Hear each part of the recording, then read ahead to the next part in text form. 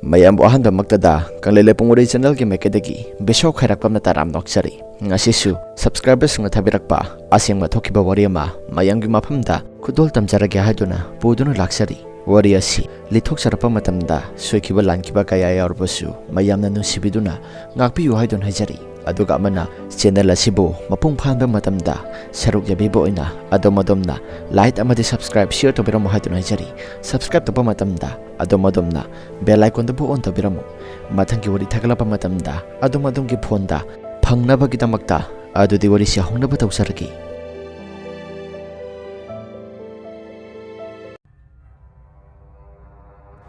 wari asi mamang sahi ki yausangda asengba thokiba wari makhani matam madudai khoisi yausang yaurakadawre haiduna wakal asi yamna sarangnaba matam amakhani aikhoisi ingkhalapa matam oibanina wakal dasu yausanggi matam asi yahoningbanasu isasi laitap mamata khanglamdi maram asina matam asidai khoidi I khekalakpa nahangakta oiba maram nai khoisi lighting gi maramda amata kiramde ai masagisu isasi lighting gi maramda amata thajaba nati maram asina imana so aingonda lighting gi maramda amata udana bani haiduna aingonda khwangda jantra amasu CEO haiduna aingonda piraki adabu jantra do aina lighting gi maramda thajakitaba maramna mamana hairakliba pumnamak singasi aidi amata yakidi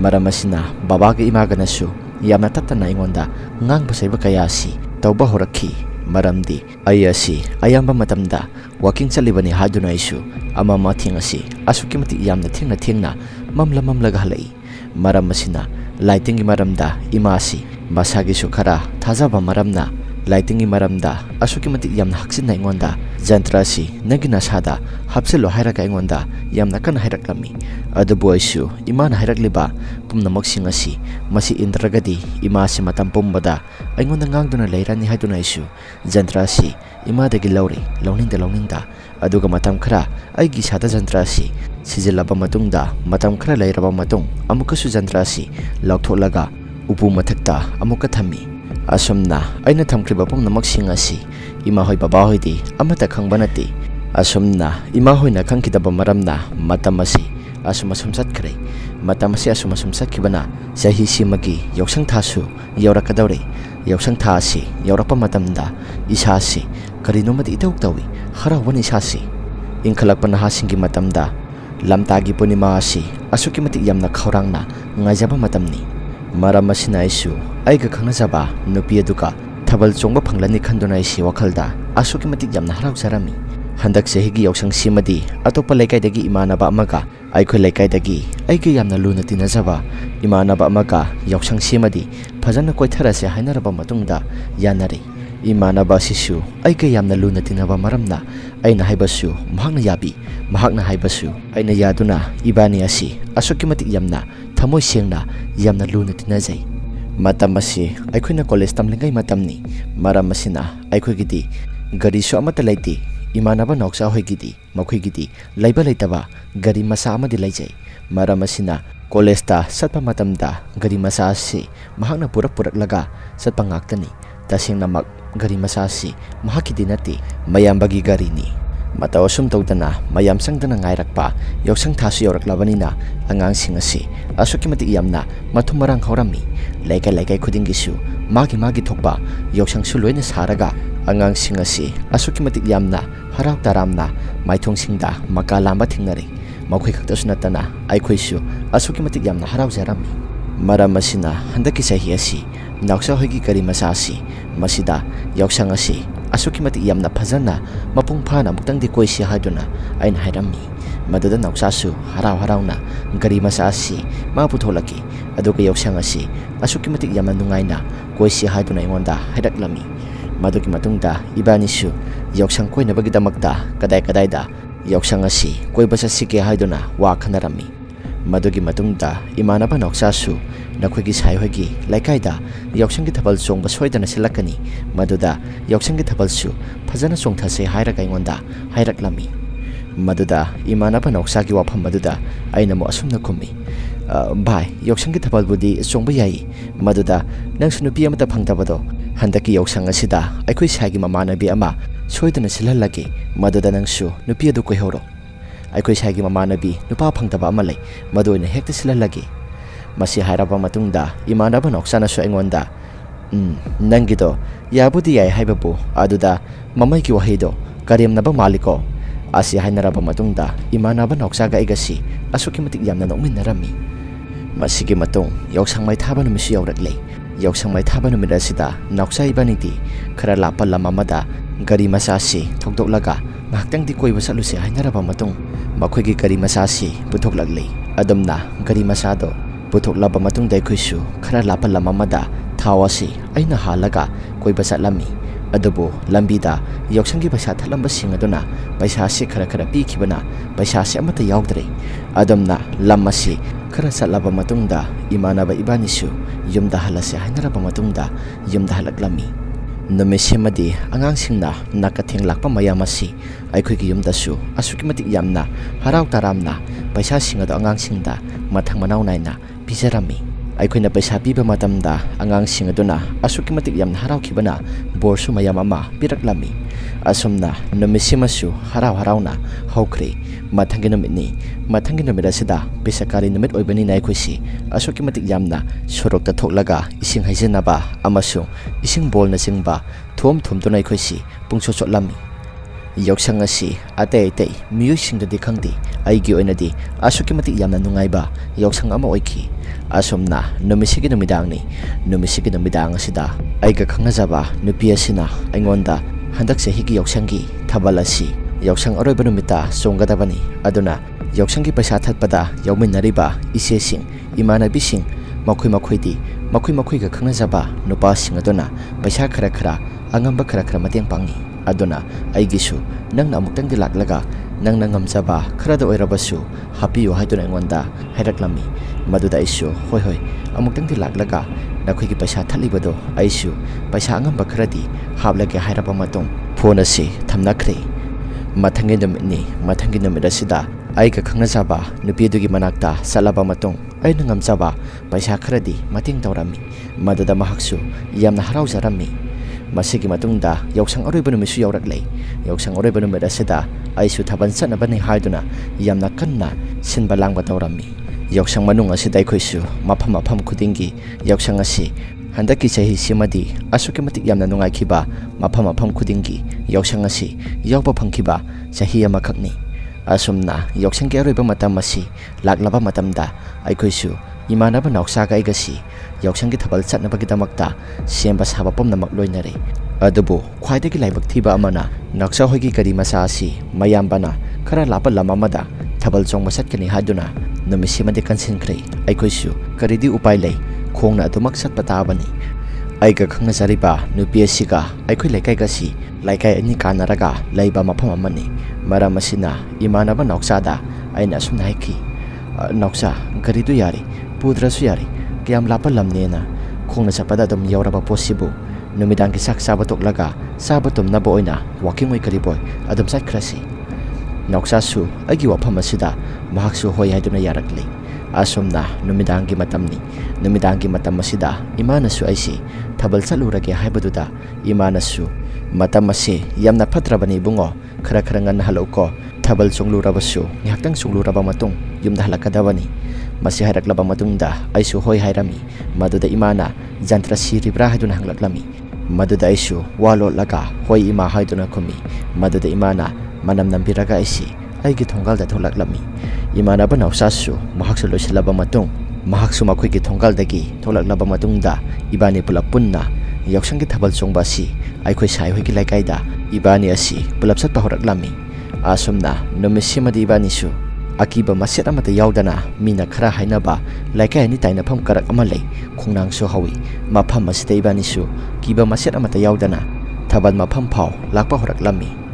ꯑꯁꯨꯝꯅ ꯃꯇꯝ ꯑꯗꯨ ꯑꯩꯈꯣꯏꯅ ꯂꯥꯛꯈꯤꯕꯗ ꯄꯨꯡ 7:30 ꯈꯔ ꯍꯦꯜꯍꯧꯔꯦ꯫ ꯃꯔꯝ ꯑꯁꯤꯅ ꯏꯕꯥꯅꯤꯁꯨ ꯋꯥꯔꯤ ꯁꯥꯟꯅꯔꯒ ꯂꯥꯛꯄꯅ ꯊꯥꯕꯜ ꯃꯐꯝ ꯌꯧꯕ ꯃꯇꯝꯗ ꯄꯨꯡ 9 ꯈꯤꯇꯪ ꯍꯦꯜꯂꯒ ꯂꯩꯔꯝꯂꯦ꯫ ꯃꯔꯝ ꯑꯁꯤꯅ ꯊꯥꯕꯜ ꯑꯁꯤꯁꯨ ꯍꯧꯔꯝꯗ꯭ꯔꯤ꯫ ꯃꯇꯝ ꯑꯗꯨꯗ ꯅꯥꯎꯆꯥꯅ ꯑꯩꯉꯣꯟꯗ ꯅꯪꯒꯤ ꯁꯥꯏ ꯑꯗꯣ ꯐꯣꯟ ꯇꯧꯔꯒ ꯑꯃꯨꯛꯇꯪ ꯀꯧꯊꯣꯛꯂꯣ ꯍꯥꯏꯗꯨꯅ ꯑꯩꯉꯣꯟꯗ ꯍꯥꯏꯕ ꯍꯧꯔꯛꯂꯝꯃꯤ꯫ ꯑꯩꯁꯨ ꯑꯩꯒ ꯈꯪꯅꯖꯕ ꯅꯨꯄꯤ ꯑꯗꯨꯗ ꯐꯣꯟ ꯇꯧꯔꯒ ꯂꯣꯏꯁꯤꯜꯂꯕ꯭ꯔꯥ ꯍꯥꯏꯗꯨꯅ ꯍꯪꯉꯤ꯫ ꯃꯗꯨꯗ ꯃꯍꯥꯛꯁꯨ ꯂꯣꯏꯁꯤꯟꯕ ꯂꯣꯏꯔꯦ, ꯉꯥꯏꯍꯥꯛꯇꯪ ꯉꯥꯏꯔꯝꯃꯣ, ꯊꯣꯛꯂꯛꯂꯒꯦ ꯍꯥꯏꯔꯛꯂꯕ ꯃꯇꯨꯡꯗ ꯐꯣꯟ ꯑꯗꯨꯁꯨ ꯊꯝꯈ꯭ꯔꯦ꯫ ꯃꯁꯤꯒꯤ ꯃꯇꯨꯡꯗ ꯑꯩꯒ ꯈꯪꯅꯖꯕ ꯅꯨꯄꯤ ꯑꯁꯤ ꯃꯍꯥꯛꯀꯤ ꯃꯃꯥꯟꯅꯕꯤ ꯑꯃꯒ ꯃꯈꯣꯏ ꯑꯁꯤ ꯄꯨꯂꯞꯅ ꯊꯥꯕꯜ ꯆꯣꯡꯕ ꯊꯣꯛꯂꯛꯂꯝꯃꯤ꯫ ꯃꯗꯨꯗ ꯏꯃꯥꯟꯅꯕ ꯅꯥꯎꯆꯥꯗ "ꯇꯣ ꯑꯥꯗꯒꯤ ꯂꯥꯛꯃꯤꯟꯅꯔꯤꯕ ꯃꯃꯥꯟꯅꯕꯤ ꯑꯁꯤ ꯃꯁꯤ ꯅꯪꯒꯤ ꯑꯣꯏꯅ ꯁꯤꯟꯕꯤꯔꯒꯦ, ꯃꯍꯥꯛ ꯑꯁꯤ ꯅꯨꯄꯥ ꯑꯃꯠꯇ ꯀꯣꯏꯗ꯭ꯔꯤꯕꯅꯤ"꯫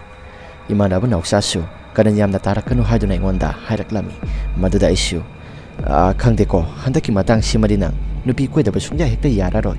ꯑꯁꯤ ꯍꯥꯏꯅꯔꯕ ꯃꯇꯨꯡꯗ ꯑꯩꯒ ꯈꯪꯅꯖꯕ ꯅꯨꯄꯤ ꯑꯁꯤꯁꯨ ꯑꯩꯒꯤ ꯏꯅꯥꯛꯇ ꯆꯪꯂꯛꯂꯤ꯫ ꯃꯇꯝ ꯑꯁꯤꯗ ꯏꯃꯥꯟꯅꯕ ꯅꯥꯎꯆꯥꯒꯁꯨ ꯋꯥꯔꯤ ꯀꯌꯥ ꯑꯃ ꯁꯥꯟꯅꯔꯝꯃꯤ꯫ ꯉꯥꯏꯍꯥꯛꯀꯤ ꯃꯇꯨꯡ ꯊꯥꯕꯜ ꯑꯁꯤꯁꯨ ꯍꯧꯔꯦ꯫ ꯊꯥꯕꯜ ꯍꯧꯔꯕꯗ ꯑꯩꯈꯣꯏꯁꯨ ꯊꯥꯕꯜ ꯆꯣꯡꯅꯕꯒꯤꯗꯃꯛꯇ ꯁꯦꯝꯕ ꯁꯥꯕ ꯄꯨꯝꯅꯃꯛ ꯂꯣꯏꯅꯔꯦ꯫ ꯑꯁꯨꯝꯅ ꯊꯥꯕꯜ ꯑꯁꯤ ꯑꯁꯨꯝ ꯆꯣꯡꯂꯛꯄꯅ ꯅꯨꯄꯥ ꯄꯥꯏꯕ ꯌꯥꯕ ꯃꯇꯝ ꯑꯗꯨ ꯌꯧꯔꯛꯂꯦ꯫ ꯃꯇꯝ ꯑꯁꯤꯗ ꯑꯩꯒ ꯈꯪꯅꯖꯕ ꯅꯨꯄꯤ ꯑꯗꯨ ꯑꯩꯅ ꯊꯥꯕꯜ ꯄꯥꯏꯔꯒ ꯃꯍꯥꯛꯁꯤ ꯆꯣꯡꯂꯝꯃꯤ꯫ ꯃꯗꯨꯗ ꯑꯩꯅ ꯊꯥꯕꯜ ꯆꯣꯡꯅ ꯑꯩꯒ ꯈꯪꯅꯖꯕ ꯅꯨꯄꯤ ꯑꯗꯨꯗ ꯑꯩꯅ ꯑꯁꯨꯝꯅ ꯍꯥꯏꯈꯤ, "ꯅꯈꯣꯏꯒꯤ ꯅꯃꯥꯟꯅꯕꯤ ꯖꯦꯁꯤꯀꯥ ꯑꯁꯤ ꯏꯃꯥꯟꯅꯕ ꯅꯥꯎꯆꯥꯒ ꯈꯪꯅꯍꯜꯂꯁꯤ"꯫ ꯑꯩꯒꯤ ꯋꯥꯍꯩ ꯑꯁꯤꯗ ꯑꯩꯈꯣꯏ ꯁꯥꯏꯅꯁꯨ ꯅꯣꯛꯐꯦꯠ ꯇꯧꯔꯒ ꯃꯁꯥꯗ ꯑꯃꯨꯛꯇꯪ ꯍꯪꯒꯦ ꯍꯥꯏꯔꯕ ꯃꯇꯨꯡ ꯃꯁꯥꯗ ꯍꯪꯗꯨꯅ ꯌꯦꯡꯈꯤ꯫ ꯃꯗꯨꯗ ꯖꯦꯁꯤꯀꯥꯁꯨ ꯃꯁꯥꯗꯣ ꯑꯍꯥꯟꯕ ꯍꯥꯏꯕ ꯃꯇꯝꯗꯗꯤ ꯀꯌꯥ ꯀꯟꯅ ꯊꯣꯏꯗꯣꯛꯅ ꯌꯥꯔꯝꯗꯦ꯫ ꯑꯗꯨꯕꯨ ꯑꯩꯒꯤ ꯈꯪꯅꯖꯕ ꯅꯨꯄꯤ ꯑꯗꯨꯅ ꯑꯁꯨꯛꯀꯤ ꯃꯇꯤꯛ ꯌꯥꯝꯅ ꯀꯟꯅ ꯊꯥꯕꯜ ꯆꯣꯡꯅ ꯇꯛꯈꯤ꯫ ꯑꯗꯨꯒ ꯊꯥꯕꯜ ꯆꯣꯡꯕ ꯑꯗꯨꯁꯨ ꯉꯥꯏꯍꯥꯛꯇꯪ ꯃꯕꯥꯅꯤꯁꯨ ꯃꯄꯥꯟꯗ ꯊꯣꯛꯈ꯭ꯔꯦ꯫ ꯃꯄꯥꯟꯗ ꯊꯣꯛꯈꯤꯕꯒ ꯑꯩꯅ ꯍꯥꯏꯕ ꯍꯦꯟꯃꯟꯈꯤꯕ ꯃꯔꯝꯅ ꯏꯃꯥꯟꯅꯕꯤ ꯖꯦꯁꯤꯀꯥ ꯑꯁꯤꯁꯨ ꯌꯥꯔꯛꯂꯦ꯫ ꯑꯗꯨꯝꯅ ꯏꯃꯥꯟꯅꯕꯤ ꯖꯦꯁꯤꯀꯥꯁꯨ ꯌꯥꯔꯛꯂꯕꯗ ꯏꯃꯥꯟꯅꯕ ꯅꯥꯎꯆꯥꯗꯤ ꯃꯁꯥꯁꯤ ꯏꯀꯥꯏꯕꯅ ꯀꯔꯤꯅꯣꯃ ꯇꯧꯈ꯭ꯔꯦ꯫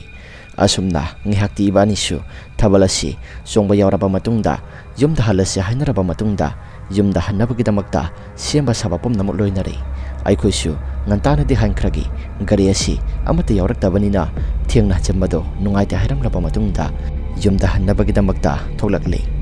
ꯑꯁꯨꯝꯅ ꯏꯕꯥꯅꯤꯁꯨ ꯂꯝꯕꯤꯗ ꯂꯥꯛꯅ ꯏꯃꯥꯟꯅꯕ ꯅꯥꯎꯆꯥꯅ ꯑꯩꯉꯣꯟꯗ ꯋꯥꯐꯝ ꯈꯔ ꯍꯥꯏꯕ ꯍꯧꯔꯛꯂꯝꯃꯤ꯫ "ꯚꯥꯏ, ꯖꯦꯁꯤꯀꯥ ꯑꯁꯤ ꯀꯃꯥꯏꯅ ꯇꯧꯒꯦ? ꯃꯤꯕꯨꯗꯤ ꯑꯗꯨꯝ ꯐꯕ ꯃꯥꯜꯂꯤ, ꯃꯍꯥꯛꯀꯤ ꯃꯇꯧ ꯑꯗꯣ ꯃꯁꯛꯄꯨꯗꯤ ꯑꯗꯨꯝ ꯐꯖꯩꯗ"꯫ ꯑꯁꯤ ꯍꯥꯏꯔꯛꯂꯕ ꯃꯇꯨꯡꯗ ꯑꯩꯅꯁꯨ "ꯍꯧꯖꯤꯛꯋꯥꯏꯗ ꯐꯖꯕꯗꯣ ꯈꯪꯂꯛꯄ꯭ꯔꯥ? ꯅꯍꯥꯟꯈꯩꯗꯤ ꯑꯩꯅ ꯁꯤꯟꯕꯤꯔꯒꯦ ꯍꯥꯏꯕꯗꯤ ꯅꯪ ꯌꯥꯕ꯭ꯔꯥ? ꯐꯔꯦꯁꯦ, ꯉꯁꯤ ꯍꯥꯏꯕ ꯅꯨꯃꯤꯠ ꯑꯁꯤꯗꯒꯤ ꯅꯕꯥꯅꯤꯁꯨ ꯈꯪꯅꯒꯗꯧꯔꯕꯅꯤꯅ ꯑꯩꯒ ꯍꯧꯔꯝꯗꯕꯤ ꯇꯨꯃꯤꯟꯅ ꯎꯅꯕ ꯆꯠꯀꯗꯧꯔꯤꯕꯗꯣ ꯑꯩꯁꯨ ꯎꯔꯛꯂꯤ ꯏꯕꯨꯡꯉꯣ꯫ ꯖꯦꯁꯤꯀꯥꯕꯨꯗꯤ ꯃꯤ ꯑꯗꯨꯝ ꯐꯕꯅꯤꯗ, ꯅꯪꯒꯗꯤ ꯌꯥꯝ ꯆꯥꯟꯅꯔꯅꯤ"꯫ ꯑꯁꯤ ꯍꯥꯏꯅꯏꯃꯥꯟꯅꯕ ꯅꯥꯎꯆꯥꯒ ꯑꯩꯒꯁꯤ ꯑꯁꯨꯝ ꯂꯥꯛꯄꯅ ꯃꯤꯅ ꯈꯔ ꯍꯥꯏꯅꯕ ꯈꯣꯡꯅꯥꯡ ꯃꯈꯣꯡ ꯑꯗꯨ ꯌꯧꯁꯤꯜꯂꯛꯀꯗꯧꯔꯦ꯫ ꯑꯁꯨꯝꯅ ꯈꯣꯡꯅꯥꯡ ꯃꯈꯣꯡ ꯑꯁꯤꯗ ꯌꯧꯔꯛꯀꯗꯧꯔꯕ ꯃꯇꯝ ꯑꯁꯤꯗ ꯑꯩꯒꯤ ꯏꯁꯥꯁꯤ ꯅꯍꯥꯟꯈꯩꯒ ꯏꯃꯥꯟ ꯃꯥꯟꯅꯗꯕ ꯃꯇꯧ ꯑꯃꯗ ꯀꯔꯤꯁꯨ ꯇꯧꯗꯕꯤꯗ ꯑꯩꯒꯤ ꯇꯨ ꯑꯁꯤ ꯃꯊꯟꯇ ꯈ꯭ꯌꯧ ꯆꯣꯡꯕ ꯍꯧꯔꯛꯂꯝꯃꯤ꯫ ꯑꯩꯁꯨ ꯏꯁꯥꯁꯤ ꯀꯔꯤꯅꯣꯃ ꯏꯇꯧ ꯇꯧꯔꯦ ꯍꯥꯏꯕꯁꯤ ꯏꯃꯥꯟꯅꯕ ꯅꯥꯎꯆꯥꯗ ꯇꯝꯃꯤ꯫ ꯏꯃꯥꯟꯅꯕ ꯅꯥꯎꯆꯥꯁꯨ "ꯍꯦꯔꯥ ꯚꯥꯏ, ꯍꯧꯖꯤꯛ ꯃꯇꯝꯁꯤ ꯀꯌꯥ ꯀꯟꯅꯁꯨ ꯏꯪꯗ꯭ꯔꯕꯅꯤ, ꯑꯗꯨꯒ ꯀꯔꯤꯅꯣ ꯅꯪꯅ ꯅꯁꯥꯗꯣ ꯇꯨ ꯆꯨꯡꯉꯦ ꯍꯥꯏꯔꯛꯂꯤꯕꯗꯣ"꯫ ꯃꯗꯨꯗ ꯑꯩꯅ "ꯈꯪꯗꯦꯗ ꯚꯥꯏ, ꯑꯩ ꯏꯁꯥꯁꯤ ꯀꯔꯤꯅꯣꯃ ꯏꯇꯧ ꯇꯧꯏ, ꯅꯍꯥꯟꯈꯩꯒ ꯏꯃꯥꯟ ꯃꯥꯟꯅꯗꯦ"꯫ ꯑꯁꯤ ꯍꯥꯏꯅ ꯏꯕꯥꯅꯤꯁꯨ ꯆꯠꯄ ꯂꯦꯞꯇꯦ꯫ ꯑꯁꯨꯝꯅ ꯈꯣꯡꯅꯥꯡ ꯃꯈꯣꯡ ꯇꯝꯅ ꯂꯥꯛꯄ ꯃꯇꯝꯗ ꯈꯔ ꯂꯥꯞꯇꯛꯅ ꯐꯤꯉꯣꯛ ꯁꯦꯞꯄꯤ ꯑꯃ ꯆꯠꯂꯤꯕꯗꯨ ꯎꯔꯛꯂꯝꯃꯤ꯫ ꯑꯩꯁꯨ ꯃꯇꯧ ꯑꯗꯨꯗ ꯍꯥꯏꯐꯦꯠꯇꯤ ꯆꯠꯂꯤꯕꯁꯤꯡ ꯑꯗꯨ ꯆꯞ ꯂꯦꯞꯄꯤ꯫ ꯑꯗꯨꯒ ꯏꯃꯥꯟꯅꯕ ꯅꯥꯎꯆꯥꯗ "ꯚꯥꯏ, ꯑꯥꯗ ꯆꯠꯂꯤꯕꯁꯤꯕꯨ ꯀꯔꯤꯅꯣ"꯫ ꯏꯃꯥꯟꯅꯕ ꯅꯥꯎꯆꯥꯁꯨ ꯀꯔꯤꯅꯣ ꯍꯥꯏꯗꯨꯅ ꯃꯍꯥꯛꯁꯨ ꯉꯥꯏꯍꯥꯛꯇꯪꯗꯤ ꯌꯦꯡꯉꯤ꯫ ꯃꯇꯝ ꯑꯗꯨꯗ ꯃꯍꯥꯛꯇꯤ ꯀꯔꯤꯃꯠꯇ ꯎꯗꯕ ꯃꯥꯜꯂꯤ꯫ "ꯀꯔꯟ ꯌꯥꯝꯅ ꯉꯥꯡꯂꯛꯀꯅꯨꯀꯣ, ꯂꯝꯕꯤ ꯑꯁꯤ ꯃꯇꯝ ꯊꯦꯡꯂꯕꯅꯤ, ꯃꯤꯅꯁꯨ ꯍꯥꯏꯅꯕ ꯃꯐꯝ ꯑꯃꯅꯤ, ꯑꯗꯨꯅ ꯀꯔꯟ ꯇꯨꯔꯟ ꯌꯥꯝꯅ ꯉꯥꯡꯂꯛꯀꯅꯨ, ꯇꯨꯃꯤꯟꯅ ꯑꯗꯨꯝ ꯆꯠꯂꯣ"꯫ ꯑꯁꯤ ꯍꯥꯏꯔꯛꯂꯕ ꯃꯇꯨꯡꯗ ꯑꯩꯁꯨ ꯅꯥꯎꯆꯥꯗ "ꯚꯥꯏ, ꯑꯁꯦꯡꯕꯅꯦꯃꯤ, ꯑꯥꯗ ꯀꯅꯥꯅꯣꯃ ꯆꯠꯄ ꯎꯏ ꯍꯥꯏꯕ"꯫ ꯑꯁꯤ ꯍꯥꯏꯔꯛꯂꯕ ꯃꯇꯨꯡꯗ ꯏꯃꯥꯟꯅꯕ ꯅꯥꯎꯆꯥꯁꯨ ꯉꯥꯏꯍꯥꯛꯇꯪꯗꯤ ꯃꯍꯥꯛꯁꯨ ꯆꯞ ꯂꯦꯞꯄꯤ꯫ ꯑꯗꯨꯕꯨ ꯃꯍꯥꯛꯅ ꯍꯥꯏꯔꯛꯂꯤꯕ ꯋꯥꯐꯝ ꯑꯁꯤ ꯑꯁꯨꯛꯀꯤ ꯃꯇꯤꯛ ꯌꯥꯝꯅ ꯉꯛꯏ꯫ "ꯀꯔꯤꯅꯣ, ꯑꯥꯗ ꯊꯥꯜꯂꯤꯕ ꯁ꯭ꯇ꯭ꯔꯤꯠ ꯂꯦꯝꯞꯁꯦ ꯃꯁꯤ ꯈꯛꯇꯅꯤ ꯎꯔꯤꯕ ꯍꯥꯏꯕꯕꯨ, ꯑꯇꯩ ꯀꯔꯤꯁꯨ ꯎꯗꯦ꯫ ꯌꯥꯔꯦ ꯂꯥꯎ, ꯀꯔꯟ ꯌꯥꯝꯅ ꯉꯥꯡꯂꯛꯀꯅꯨ, ꯆꯠꯀꯗꯕ ꯑꯁꯤ ꯇꯨꯃꯤꯟꯅ ꯆꯠꯁꯤ"꯫ ꯑꯁꯤ ꯍꯥꯏꯔꯛꯂꯕ ꯃꯇꯨꯡ ꯋꯥꯅ ꯈꯣꯡꯅꯥꯡ ꯃꯈꯣꯡ ꯑꯁꯤ ꯑꯩꯗꯤ ꯀꯤꯅ ꯌꯧꯔꯛꯂꯤ꯫ ꯑꯗꯨꯝꯅ ꯀꯤꯅ ꯌꯧꯔꯛꯄ ꯃꯇꯝ ꯑꯁꯤꯗ ꯈꯣꯡꯅꯥꯡ ꯃꯈꯣꯡ ꯑꯁꯤꯗ ꯀꯅꯥꯅꯣ ꯈꯪꯗꯕ ꯃꯨꯁꯤꯟ ꯃꯨꯕ ꯑꯃ ꯇꯨꯃꯤꯟꯅ ꯈꯨꯔꯨ ꯂꯩꯇꯥꯔꯒ ꯐꯝꯊꯔꯤꯕꯗꯨ ꯎꯔꯛꯂꯝꯃꯤ꯫ ꯑꯩꯁꯨ ꯃꯇꯧ ꯑꯗꯨ ꯎꯕ ꯃꯇꯝꯗ ꯌꯥꯝꯅ ꯀꯟꯅ ꯂꯥꯎꯗꯨꯅ ꯈꯪꯆꯦꯟ ꯆꯦꯟꯒꯦ ꯇꯧꯏ꯫ ꯃꯗꯨꯗ ꯏꯃꯥꯟꯅꯕ ꯅꯥꯎꯆꯥꯅ ꯑꯩꯒꯤ ꯈꯨꯗꯥꯡ ꯑꯁꯤ ꯇꯥꯞ ꯂꯥꯎꯅ ꯍꯦꯛꯇ ꯐꯥꯔꯛꯏ꯫ ꯑꯩꯁꯨ ꯏꯃꯥꯟꯅꯕ ꯅꯥꯎꯆꯥꯗ "ꯚꯥꯏ, ꯈꯣꯡꯅꯥꯡ ꯃꯈꯣꯡ ꯑꯁꯤꯗ ꯀꯔꯤꯅꯣꯃ ꯂꯩꯔꯦ"꯫ ꯏꯃꯥꯟꯅꯕ ꯅꯥꯎꯆꯥꯁꯨ ꯈꯣꯡꯅꯥꯡ ꯃꯈꯣꯡꯗ ꯌꯦꯡꯉꯤ꯫ ꯑꯗꯨꯕꯨ ꯃꯍꯥꯛꯁꯨ ꯀꯔꯤꯃꯠꯇ ꯎꯗꯕꯗꯨꯗ ꯏꯃꯥꯟꯅꯕ ꯅꯥꯎꯆꯥꯁꯨ "ꯑꯦꯔꯥ ꯚꯥꯏ, ꯐꯖꯅ ꯆꯨꯝꯅ ꯆꯠꯂꯣ ꯍꯥꯏꯕꯅꯤ, ꯀꯔꯤꯁꯨ ꯌꯥꯎꯔꯛꯄ ꯅꯠꯇꯦ, ꯃꯤꯁꯨ ꯑꯃꯠꯇ ꯆꯠꯄ ꯅꯠꯇꯦ, ꯅꯪꯅ ꯇꯥꯔꯛꯂꯤꯕ ꯀꯔꯟ ꯑꯁꯤ ꯀꯔꯤ ꯀꯔꯟꯅꯣ"꯫ asomna ngangnaraga leiringai matam asida tung thangbada leiba yamna songba mongsong amagi manungdaki hogdongani yamna khana chiknabagi mokholama taba horaklami aisu matu taruba matamda isasi karinoma ithok tawre tu asi khyaulangna songba ama phawba horaklami madugi matungda imanabaga aigasi mafam asidagi khara thuna yum yaunaba satnaba tawsi mafam asida kuina leitharabadi phattaba kaya masu thoklakpa yai haiduna aikhoisu khara thuna satnabagidamakta khongthang asi thangba horakle adumna khongthang asi thangba horakpa matamda ibani na satliba maning thangba saruk asida kanagumba amana inarpagi makholama taba horaklami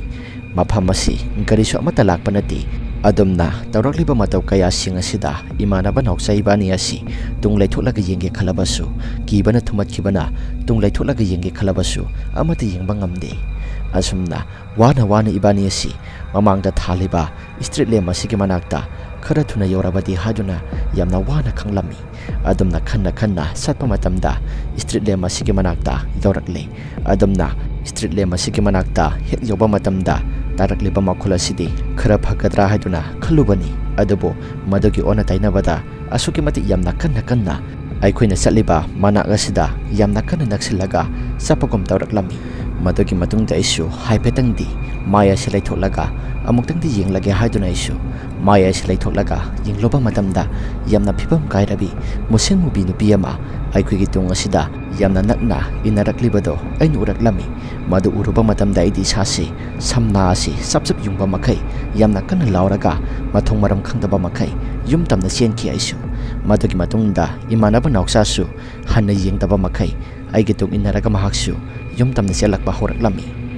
madugi matungda asum selakpana aisu yum tamna sensengkhre imanaba naksadi mahaki mayumda sangkhrabra sangdabra haidudi aidea mata khanghautre asumna aisu yumda hathu senselakpa maramna yumgi ima baba hoinasu kaidawre haiduna ingonda hangba horaklami aisu ngasai thokriba wari pumna maksing ado loina lithoki maduda imana nangi nokhangda jantra siyo hakibado nang sibra haiduna hangraklami maduda ina